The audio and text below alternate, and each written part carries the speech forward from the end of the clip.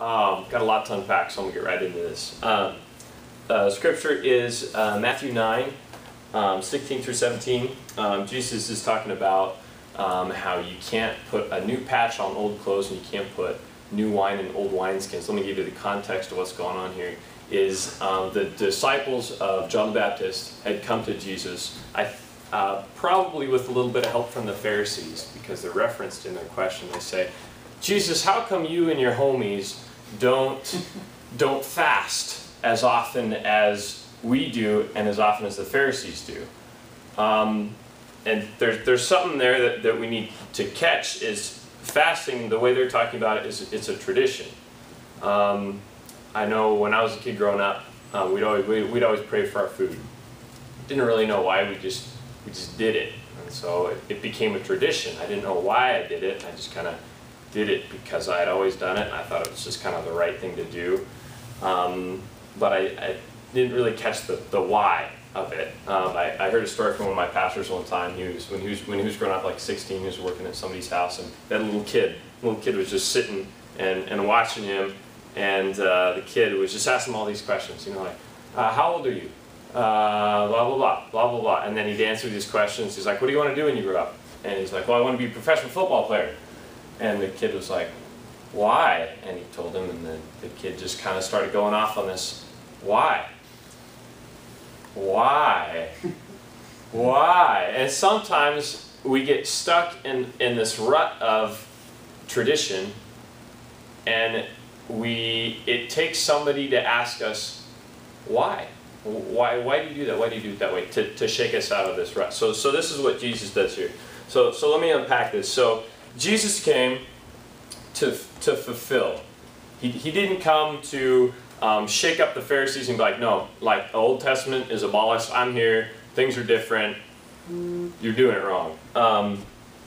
He came to fulfill the Old Testament. So that's why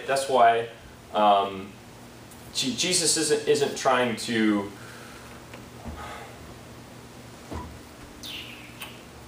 He's not trying to say the reason why you're doing this, the reason why you're fasting, like, that's not wrong. The issue here, you're wrong because you're stuck in the tradition of it. So sometimes we use traditions to help us apply biblical principles to life. So like praying for our food, being thankful. It's a biblical principle. We just use a tradition, praying before our meal, to apply it to life. The issue is that it can become stifling when the tradition itself becomes more important than the underlying principle of why we do it.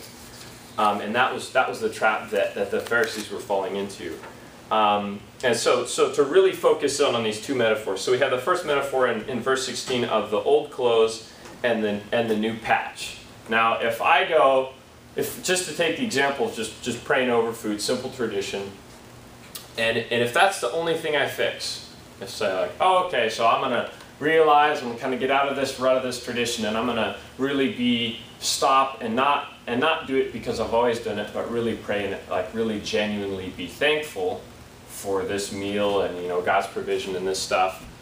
And if that's the only thing I fix when I'm still doing like traditions, like just going to church just because I've always done it, and not because the Bible calls us, don't forsake meeting together.